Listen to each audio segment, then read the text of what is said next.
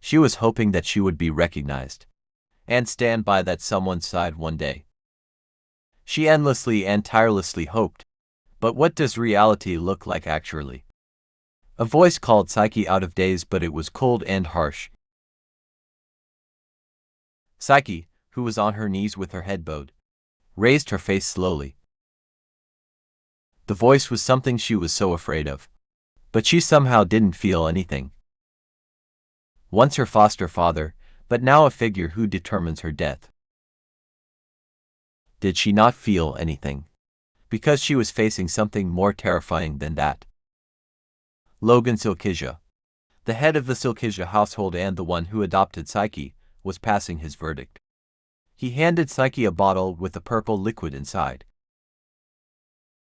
It was an extreme poison that can end one's life, even after swallowing one drop of it. Psyche slowly lowered her eyes and looked down at what was in front of her. The woman next to her foster father whined cutely. Psyche looked up at her blankly. Her silver hair that curls down to her waist. Blue eyes that seemed to contain the cool autumn sky. Izar Silkija, the older brother and Psyche's stepbrother who was next to Lillian, scolded her. Lennox Silkija, the younger brother who was also next to Lillian, cursed Psyche to die. Psyche made a scornful smile knowing she will die anyways. She lived behind their shadows for over a decade. But she didn't mind. Even though she was just a substitute for a lost daughter, she did her best to live up their expectations. Psyche was thankful for being accepted, even though she was referred as a fake princess. Psyche tried and tried every single day.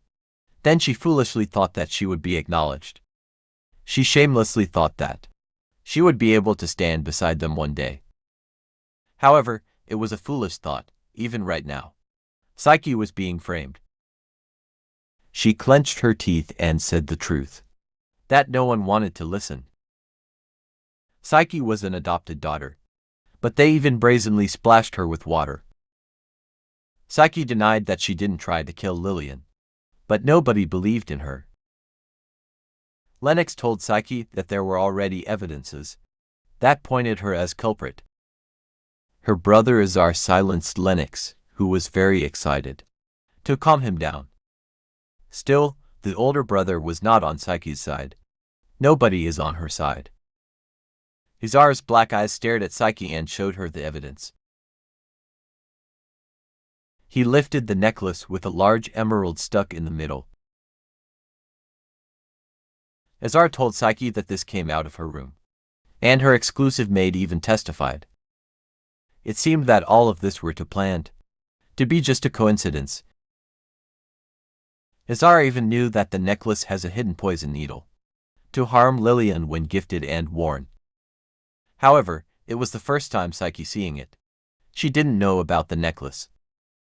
Also, her exclusive maid is not working for her, the fake princess, but for the real princess, Lillian. Lillian whined as if she was scared. It was clear that the maid framed her, but Psyche didn't know who was behind all of this. Ridicule, pity, disdain. All those expressions showed their fakeness. In the end, Psyche was just adopted and didn't have a place in the family. Finally, Psyche made a decision. She picked the bottle full of poison with trembling hands. It might be better to end it like this, since there was no meaning to life anyway. She couldn't think of anything. Her mind was too calm. No tears came out from her eyes either. She just wanted to end all of this quickly, rather than being controlled by them any longer. At last, Psyche held the bottle and drank the extreme poison inside it. Her last thought was to never live a miserable life, if she were given another chance. Psyche thought it was dark because she died. However, as if her heartfelt plea was answered, she slowly opened her eyes.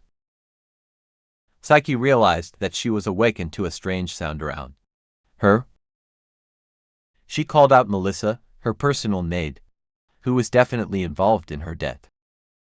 An unpleasant voice could be heard from Melissa as she responded, just like in Psyche's past life. It was a familiar scenery. Melissa would dust off after bringing a cold meal to her every morning. Whether Psyche was sleeping or not, whether or not dust settles on her food, she eats it. Observing her surroundings, Psyche took a knife nonchalantly.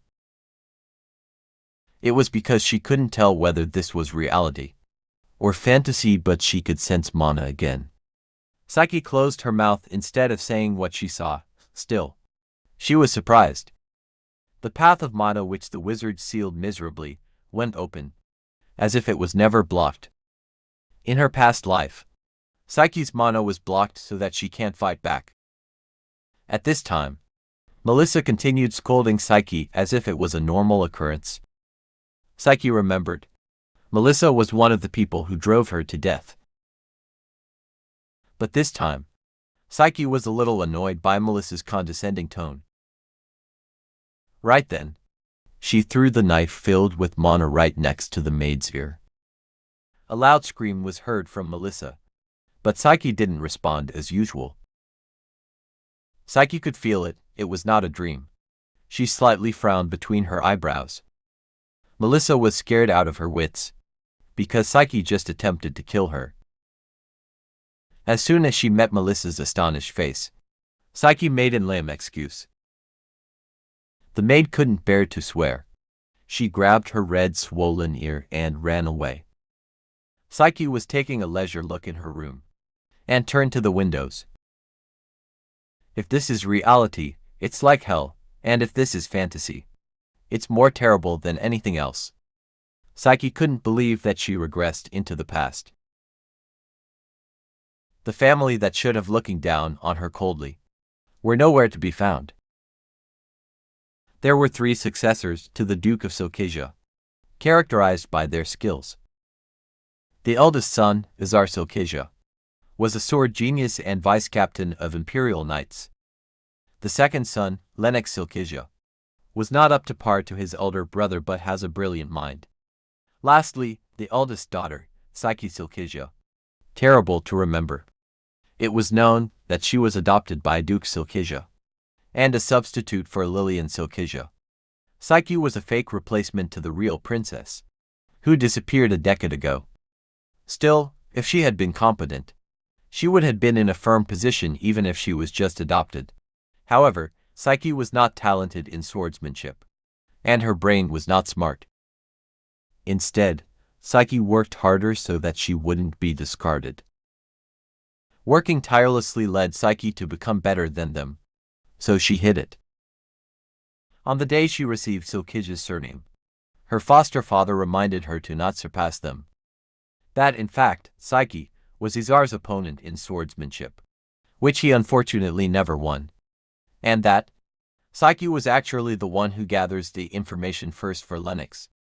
She became the stepping stone to the true heirs, and the Duke praised her for that. Psyche was happy to be praised and acknowledged, so she kept doing that. Fakes is still fake in the end. Psyche was a fake princess and got discarded like a tool. Psyche, who was looking through her bad rumors on the gossip paper, muttered casually. There was a legend in the empire that had been passed down since its founding. If you receive the blessing of the god of fate, you will get one more chance. When you die without living up to your destiny. Blessing to fake things. She was surprised by the words that inadvertently popped out of nowhere. Moreover, she regressed at a very special day. As it has been, Melissa opened the door without knocking and asking for permission. She knew what Melissa will say, nevertheless. Psyche waited for her to open her mouth.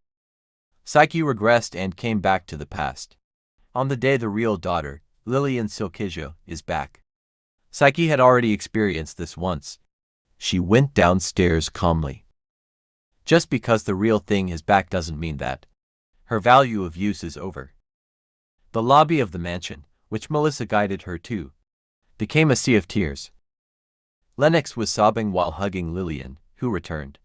The employees surrounding them were not much different. Duke Silkesia could not give up the hope that his daughter would return alive. Lillian Silkesia, the precious real daughter of Duke Silkesia, was the main attraction. She came back with a holy temple priest to prove her identity.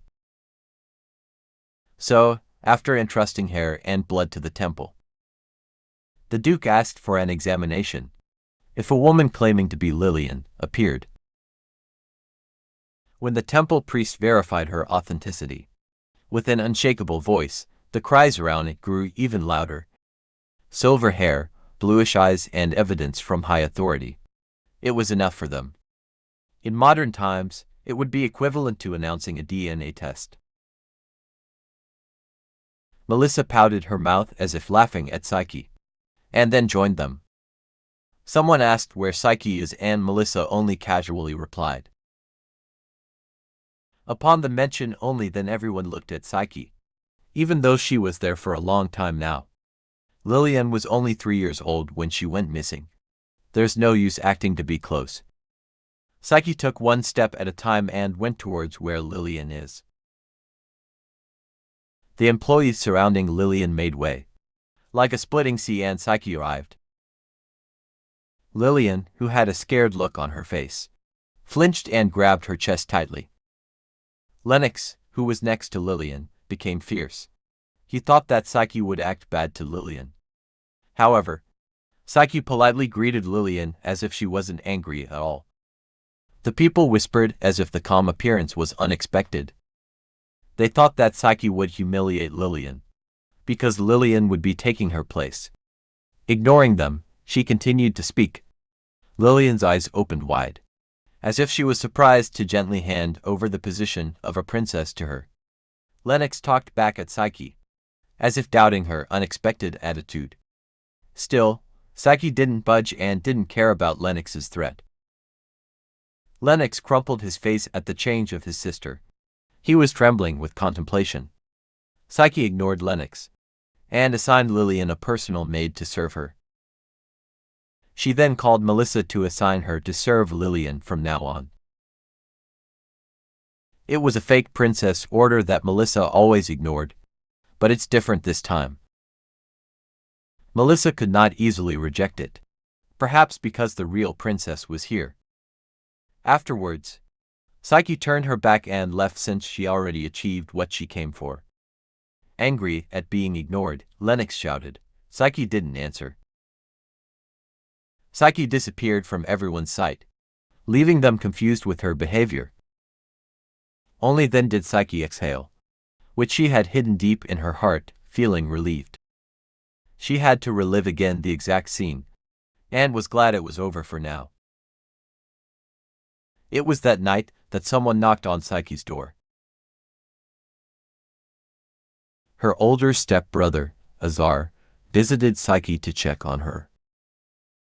Psychke, who was organizing her luggage alone to empty the room, responded indifferently. Azar came in, insensitive black eyes swept everywhere. He wasn't here to be kind. Instead, Azar asked if what he had heard was true, that Psychke became tolerant. In the end, Azar cared more for Lillian because he berated Psyche's questionable attitude. Ordinary people would have been hurt a lot, but Psychke answered back without agitation. He also recommended Psychke to use the room in the second floor. Psychke complied. She replied in a nonchalant and uncaring tone. Azar wriggled his eyebrows, perhaps because he felt strange about the emotionless answer. However, Psychke, who was turning her back, did not see Azar's reaction. Azar wasn't being kind in recommending the guest room, but it didn't matter. No matter where she moved to, nothing had changed. Psychke continued packing her things, since Lillian will be occupying her room from now on. Everything she currently has, it will all belong to Lillian. However, Psychke wasn't dispirited. After all, she vowed to leave the Psychke family as soon as possible. Psychke needs to prepare a plan, but will she be able to break away from her cruel fate? That's all, folks. If you enjoyed this video, be sure to like, comment down below, and subscribe to my YouTube channel. I will be posting more videos about good reads you may like, so stay tuned. Thanks for watching. See you soon.